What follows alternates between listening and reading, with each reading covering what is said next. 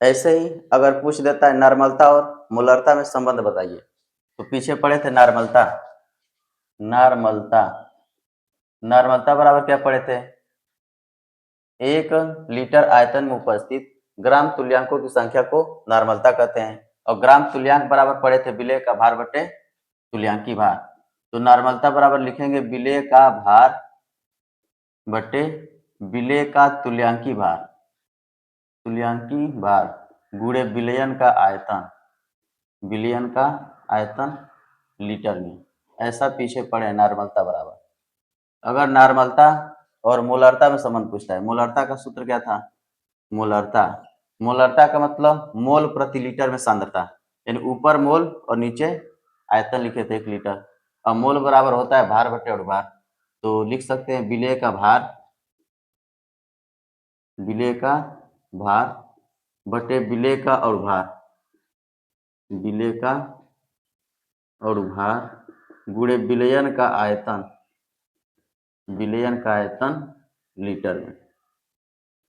ऐसे हम लोग पढ़े थे मोलरता। इसी को दूसरे तरीके से कैसे लिखेंगे? ऐसे लिख सकते हैं विलेय का भार, यहाँ पे लिख देते हैं विलेय का भार बटे तुल्यांकी भार को ई से दिखाते हैं, और विलयन का आयतन, विलयन का आयतन लीटर में। तो नॉर्मलता बराबर इतना लिखा जा सकता है। मोलरता लिखना चाहें तो विलेय का भार, विलेय का भार और विलेय का अणुभार, अणुभार को यम से दिखाते हैं, विलयन का आयतन लीटर में, विलयन का आयतन लीटर में। ऐसे लिख दिए। तो मोलरता बराबर यहाँ पे लिख दिए। ये हो गया नॉर्मलता और ये है मोलरता। अगर दोनों में संबंध दिखाना चाहते हैं, यहाँ पे लिख सकते हैं नॉर्मलता बराबर, और ये हो गया मोलरता बराबर। दोनों में अगर संबंध दिखाना हो तो एक को मान लेते हैं समीकरण 1 और एक को समीकरण 2। समीकरण 1 में समीकरण 2 से भाग दे देते हैं।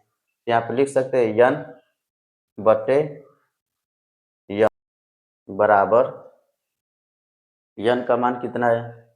विलेय का भार बटे तुल्यांकी भार गुणे विलयन का आयतन लीटर में। ऐसे लिख दिए। और नॉर्मलता बराबर हो गया, मोलरता बराबर क्या होगा? विलेय का भार बटे विलेय का अणुभार और गुणे विलयन का आयतन लीटर में। ये मोलरता बराबर हो गया। यहाँ पे देखेंगे बाहरी पदों का गुणा करते हैं तो अंश भी लिखा जाता है, और अंदर वाले पदों का गुणा करते हैं तो हर भी लिखा जाता है। ये दोनों हर है और ये अंश में चला जाएगा ऊपर। तो अगर इसको काटना चाहें तो एक अंश से एक हर कट गया, यहाँ पे एक अंश से एक हर कट गया, ये ऊपर चला जाएगा।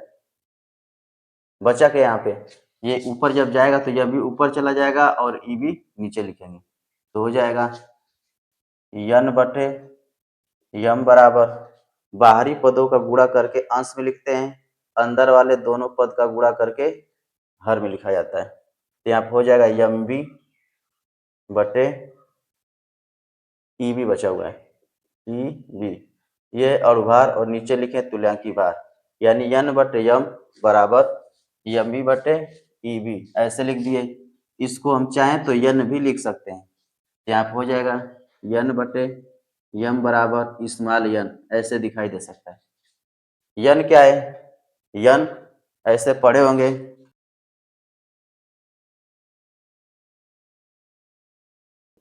H2SO4, जिसमें हाइड्रोजन की संख्या यन कहलाता है। यन का मान हो जाएगा 2, हाइड्रोजन 2 है तो यन का मान 2। जैसे HCl ले लिए तो यहाँ पे हाइड्रोजन की संख्या 1 है तो यन का मान 1। ऐसे बोला जाता है अगर कोई अम्ल है, यहाँ पे अम्ल दिखाई दे रहा है, अम्ल का मतलब जिसमें हाइड्रोजन आयन दिखाई दे रहा है वह अम्ल है। जिसमें हाइड्रोक्साइड आयन दिखाई देगा, हाइड्रोक्साइड मतलब OH आयन, वह क्षार होगा। तो अगर अम्ल और क्षार दिखाई दे रहा है, अम्ल की संख्या देखेंगे यानी हाइड्रोजन की संख्या 2 है तो यन का मान 2 है। ऐसे बोला जाता है कि अम्ल की क्षारकता बताइए। अम्ल की क्षारकता, हाइड्रोजन की संख्या 2 है तो अम्ल की क्षारकता 2 कहते हैं। अम्ल की क्षारकता बोला जाता है और क्षार की अम्लता। ये अम्ल है तो इसकी क्षारकता 2 है, ये अम्ल है तो इसकी क्षारकता 1 है। जैसे लिख देते हैं क्षार कोई, जैसे लिख दिए KOH, ये क्षार हो गया। तो इसकी अम्लता पूछे तो OH की संख्या बताना है, N बराबर 1। जैसे लिख दिए CaOH ट्वाइस।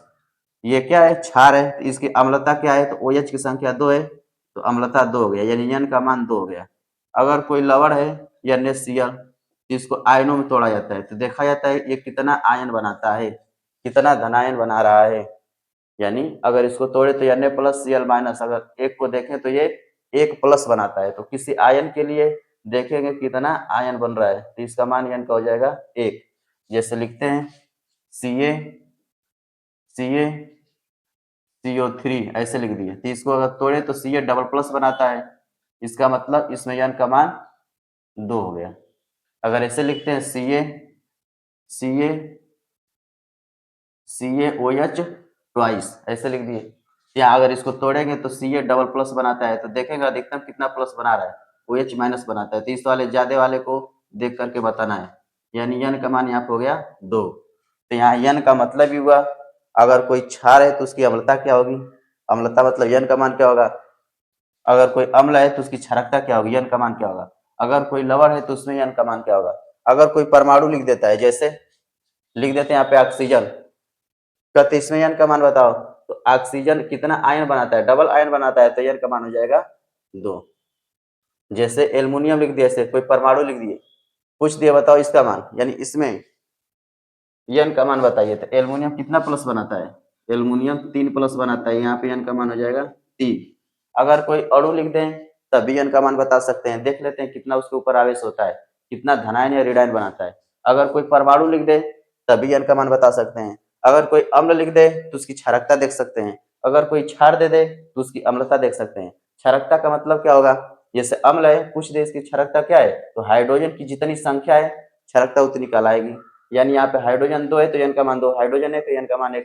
बात समझ में आ गई होगी। अगर कोई लवण है तो उसमें देखेंगे कौन कितना आयन बना रहा है, इसमें डबल आयन दिखाई दे रहा था तो N का मान 2 हो गया। तो ऐसे यहाँ पे N का मान आसानी से निकाला जा सकता है, तो इसलिए इसको चेंज करके लिखे हैं, क्योंकि प्रश्न में ये वाला दिखाई दे सकता है। N बराबर हो जाएगा N×M। इसको अगर सीधा करके लिखना चाहें तो यहाँ पे ऐसे लिख सकते हैं, N बराबर, कहाँ लिखें, ऊपर यहाँ पे लिख दें, यहाँ पे लिख सकते हैं ऐसे N बराबर, यम को इधर भेज देते हैं तो हो जाएगा N×M। इस प्रकार से सवाल में दिखाई दे सकता है। अगर कोई प्रश्न पूछता है 1 नंबर का, तो उसमें विकल्प में ये वाला दिखाई देगा, यानी नॉर्मलता बराबर N×मोलरता, नॉर्मलता बराबर N×मोलरता, ये वाला याद रखेंगे। अगर पूछ दिया नॉर्मलता और मोलरता में संबंध बताइए, तो संबंध यहाँ पता चल चुका है, यहाँ तक लिख देंगे तब भी सही है, लेकिन अगर चेंज कर दिया तो ऐसे दे सकता है N बराबर N×M। तो इस प्रकार से नॉर्मलता और मोलरता में संबंध ज्ञात कर सकते हैं। बाकी सबको लिख सकते हैं, जो एक्स्ट्रा में लिखे इसको हटा दे रहे हैं, इसको हटा देते हैं, इसके बाद से इसको नोट कर सकते हैं।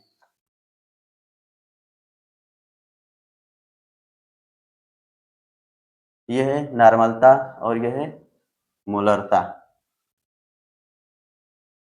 इतना